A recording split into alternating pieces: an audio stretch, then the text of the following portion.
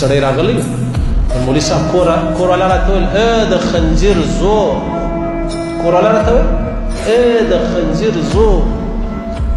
مولوي صاحب ما به څونه ژړلي والله څونه غټ امتحان دی الله څونه لوی ازمایش و امتحان دا خلک نه دا د ښځو چې ډېر خیرخواهان دي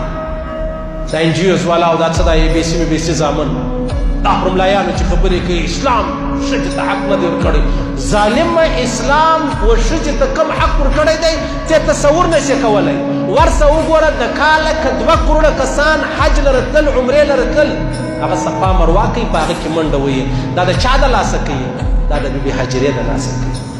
ته ولې وایې چې ښځې دې حق په زرو کلو مخکې تېره شوې ده الله زه مجبوره کړی یم پابنده کړی یم دې مجبوره کړی که عمرې له راځې ته به د بیبي حجرې په شان منډه وهې صفا مروه له به ځې وراځې دا کوچنی حق دی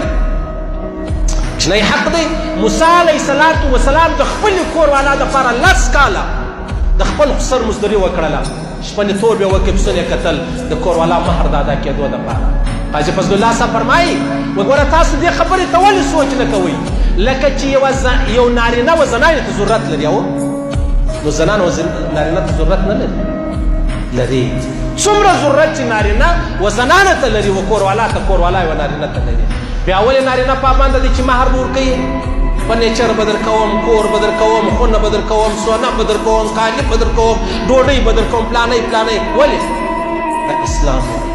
نو ولې دا نه کول چې پر ښځې یې ژوئ چې ته به نارینه ته دونه مهر ورکوې بیا به دی ستا سره واده کوي نو اسلام حق نه دی ورکړی ولې ظالمانو